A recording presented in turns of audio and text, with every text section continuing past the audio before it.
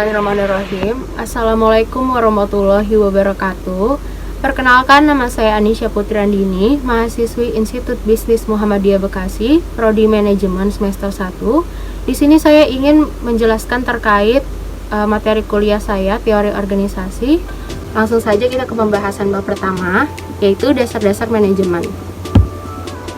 Pengertian manajemen, seni atau proses dalam menyelesaikan sesuatu terkait dengan pencapaian tujuan.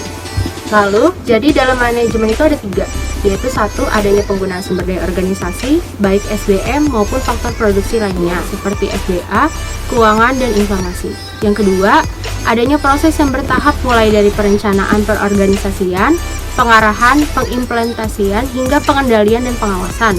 Yang ketiga, adanya seni dalam menyelesaikan pekerjaan. Selanjutnya ada juga manajemen yang efektif, yaitu mengerjakan pekerjaan yang benar. Termasuk itu efektif ya. Kalau mengerjakan pekerjaan dengan benar, itu efisien. Selanjutnya, fungsi manajemen. Fungsi manajemen itu dibagi menjadi 4. Ada perencanaan, yaitu planning, pengorganisasian organizing, ada pengimplementasian itu directing, dan juga pengendalian dan pengawasan controlling. Oke, selanjutnya fungsi manajemen. Yang pertama itu kan ada planning atau perencanaan, yaitu upaya untuk antisipasi kecenderungan di masa datang, menentukan strategi dan taktik yang tepat. Contoh dari kegiatan planning itu adalah tujuan dan target bisnis. Yang kedua, organizing. Bagaimana strategi dilaksanakan dengan kondusif dan semua pihak terlibat dalam pelaksanaan secara efektif dan efisien. Contoh kegiatan dari organizing itu adalah alokasi sumber daya. Yang ketiga itu ada directing. Directing itu proses implementasi atau program agar bisa dijalankan oleh seluruh pihak dalam organisasi, serta proses memotivasi agar semua pihak dapat menjalankan tanggung jawab dengan penuh kesadaran. Contoh kegiatan dari directing itu sendiri adalah proses kepemimpinan. Yang terakhir ini ada controlling atau pengawasan ya, untuk memastikan seluruh kegiatan yang telah direncanakan, diorganisasikan dan diimplementasikan dapat berjalan sesuai dengan target. Contoh dari controlling itu sendiri, evaluasi keberhasilan. Dan selanjutnya kita bahas fungsi operasional dari manajemen. Ada manajemen SDM, produksi, pemasaran, dan keuangan. Manajemen SDM itu penerapan manajemen berdasarkan fungsinya untuk memperoleh sumber daya manusia yang terbaik bagi bisnis yang kita jalankan. Nah, yang kedua, manajemen produksi. Manajemen produksi itu penerapan manajemen berdasarkan fungsinya untuk menghasilkan produk sesuai dengan standar yang ditetapkan berdasar dengan keinginan konsumen dengan teknik produksi seefisien mungkin. Yang ketiga, ada manajemen pemasaran, yaitu kegiatan manajemen berdasarkan fungsinya yang pada intinya berusaha untuk identifikasi apa sesungguhnya yang dibutuhkan oleh konsumen dan bagaimana cara pemenuhannya dapat diwujudkan. Ada manajemen keuangan, berdasarkan fungsinya juga yang pada intinya memastikan kegiatan bisnis dilakukan mampu mencapai tujuan secara ekonomis. Yang terakhir ada manajemen informasi, yaitu kegiatan manajemen berdasarkan fungsinya untuk memastikan bisnis bertahan hingga jangka panjang dengan menyediakan informasi internal dan eksternal. Lanjut ke bab 2, manajer dalam kegiatan manajemen. Pengertian manajer yaitu orang yang menjalankan kegiatan manajemen. Istilah manajer itu direpresentasikan oleh istilah lain seperti presiden, ketua, wapres, waketu, kabak, dan lain sebagainya. Yaitu ada keahlian juga, diperlukan agar para manajer dapat menjalankan fungsinya, teknis, konseptual, komunikasi, pengembalian keputusan, pengaturan waktu, dan lain sebagainya. Yang keempat ada tingkat manajemen. Tingkat manajemen itu ada top manajemen, middle manajemen, supervisory, non-supervisory. 5 itu ada manajemen, pengetahuan dan pengalaman perlu dikuasai secara bersamaan. Yang terakhir ilmu manajemen, yaitu sisi sains dan sisi seni dalam menyelesaikan suatu pekerjaan. Lanjut ke pembahasan bab 3, ada lingkungan dan budaya organisasi. Organisasi bisnis sebagai bagian dari lingkungan.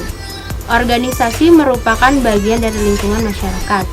Kegiatan manajemen wajib perhatikan faktor lingkungan terkait, internal, eksternal, mikro, dan makro.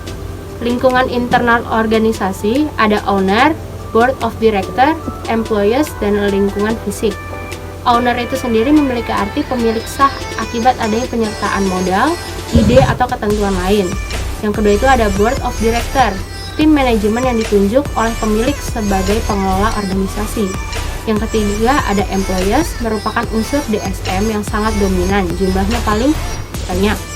Yang keempat itu ada lingkungan fisik, sumber daya uang, sumber daya fisik, sumber daya alam, sumber daya dan input informasi. Lingkungan eksternal organisasi ada 6. Pertama, customer, secara langsung memanfaatkan dan menggunakan produk atau jasa. Kedua, kompetitor, perusahaan lain yang menjalankan bisnis yang sama merupakan tantangan dan ancaman bagi bisnis. Yang ketiga, supplier, pemasok bagi bahan baku untuk proses produksi.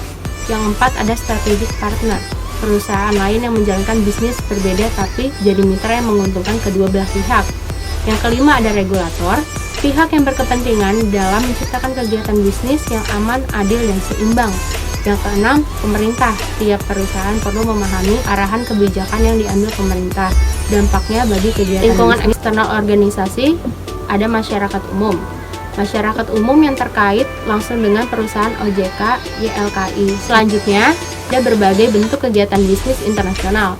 Yang pertama, ekspor-impor, lisensi, partner strategis, international strategic alliances, atau investasi langsung. Faktor-faktor terkait bisnis internasional ada kontrol dan perdagangan internasional, komunitas ekonomi internasional, selanjutnya budaya organisasi dan kegiatan bisnis.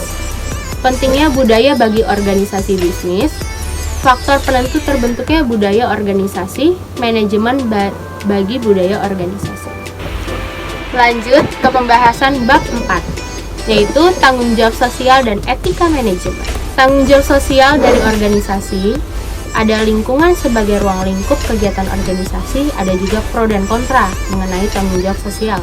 Mengelola tanggung jawab sosial dari perusahaan itu ada strategi reaktif, defensif, akomodatif, dan proaktif. Manfaat tanggung jawab sosial ada manfaat bagi perusahaan, bagi masyarakat, juga bagi pemerintah. Nah, selanjutnya ada masa depan tanggung jawab sosial. Strategi proaktif perusahaan dalam kaitannya dengan tanggung jawab sosial tampaknya tidak dapat dihindarkan. Perusahaan perlu terlibat dalam tanggung jawab sosial, yaitu pendidikan, kesehatan lingkungan, dan kesejahteraan masyarakat. Langsung kita ke konsep dasar etika manajemen.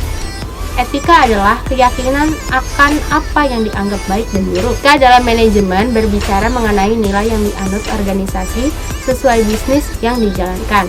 Konsep dasar etika manajemen. Yang pertama ada nilai personal sebagai standar etika, yang kedua nilai terminal, yang kedua nilai instrumental, dan keempat ada pandangan empiris tentang nilai personal, dan kelima konflik nilai. Beberapa isu seputar etika itu ada narkoba, korupsi, pencurian, quality control, penyalahgunaan informasi. Lanjut ke pembahasan bab 5, yaitu fungsi perencanaan dan pengambilan keputusan. Yang pertama itu ada planning, proses yang dimulai dari penetapan organisasi, menentukan strategi untuk pencapaian tujuan organisasi secara menyeluruh untuk mengkoordinasi seluruh pekerjaan. Fungsi perencanaan, Robbins dan Coulter, yaitu arahan, minimalisir dampak perubahan, minimalisir pemborosan standar kualitas. Persyaratan perencanaan ada faktual atau realitas, yang kedua logis dan rasional, fleksibel, komitmen, dan konversi. Jenis-jenis tujuan, tujuan strategis, tujuan taktis, dan tujuan operasional. Beberapa jenis rencana juga ada 3, rencana strategis jangka panjang, rencana strategis jangka menengah, dan rencana operasional. Beberapa jenis rencana dari segi frekuensi penggunaan ada single use plans dan 2 standing use plan. Beberapa pendekatan dalam pencapaian tujuan ada 2, pendekatan tradisional, 2 MBO Management by Objective. MBO atau Management by Objective adalah manajemen berdasarkan sasaran dan tujuan, ada kesepakatan bersama pimpinan dan bawahan untuk mencapai tujuan. Alat bantu perencanaan ada flowchart, Gantt chart, dan Pareto network. Yang terakhir ini ada penyelesaian masalah dan pengambilan keputusan. Penyelesaian masalah dan pengambilan keputusan, memahami masalah dan penyelesaian masalah, masalah dan gejala, memahami keputusan. Lalu ada pengambilan keputusan, faktor lingkungan dan pengambilan keputusan saat keadaan tidak pasti, pengambilan keputusan pada keadaan yang mengandung risiko. Faktor terkait keterbatasan dan pengambilan keputusan itu ada 6. Yang pertama keterbatasan tonalitas, Kedua, keterbatasan ingatan. Ketiga, masalah pengambilan keputusan. Yang keempat, sumber daya yang terbatas. Yang kelima, masalah keahlian. Dan keenam, lingkungan yang beresiko. Cara memperbaiki keputusan ada dua, kriteria prioritas dan kriteria minimum. Pengambilan keputusan secara berkelompok ada tiga, teknik curah ide, teknik kelompok nominal, dan teknik Delphi. Lanjut pembahasan bab 6. Manajemen strategis perusahaan. Pengertian strategi. Rencana komprehensif untuk mencapai tujuan organisasi. Strategi dimaksudkan untuk mempertahankan keberlangsungan organisasi, disbanding dan pesaingnya. Komponen strategi ada tiga. Kompetisi yang berbeda, yaitu kelebihan atau nilai unik perusahaan dibanding kompetitor. Yang kedua, ruang lingkup, lokal, regional, serta internasional adalah salah satu contoh ruang lingkup organisasi. Yang ketiga, distribusi sumber daya. Bagaimana sebuah perusahaan memanfaatkan dan mendistribusikan sumber daya yang dimilikinya dalam menerapkan strategi perusahaan. Jenis strategi itu ada tiga, ada corporate level, business level strategi, dan functional level strategi. Melakukan manajemen strategi. Ada proses penyusunan strategi, yaitu ada penilaian keperluan penyusunan strategi, analisis situasi internal dan eksternal, pemilihan strategi. Ada juga analisis situasi eksternal dan internal, yaitu ada strength, ada weakness dan threat. Dan proses manajemen strategis itu ada pengendalian strategi, lalu menentukan tujuan, penyusunan strategi, dan administrasi. Pembahasan terakhir bab ke-7, desain dan struktur organisasi. Konsep dasar perorganisasian, manajer mengalokasikan keseluruhan sumber daya organisasi sesuai dengan rencana yang telah dibuat berdasarkan suatu kerangka kerja organisasi tertentu. Bentuk spesifik dari kerangka kerja organisasi disebut dengan struktur organisasi. Ada 4 pilar perorganisasian, yaitu pembagian kerja, pengelompokan pekerjaan, penentuan mekanisme antar bagian, penentuan relasi antara bagian dalam organisasi. Faktor yang mempengaruhi struktur organisasi. Faktor yang mempengaruhi struktur organisasi ada 4, yaitu strategi organisasi, skala organisasi, teknologi, dan lingkungan. Pendekatan dalam proses departementasi, pendekatan fungsional, pendekatan produk, pendekatan pelanggan, pendekatan geografis, dan pendekatan matriks. Sampai di sini materi dari saya. Cukup sekian yang dapat saya sampaikan. Semoga kita selalu dalam lindungan Allah Subhanahu wa taala di kala pandemi ini. Akhirul kalam, wassalamualaikum warahmatullahi wabarakatuh.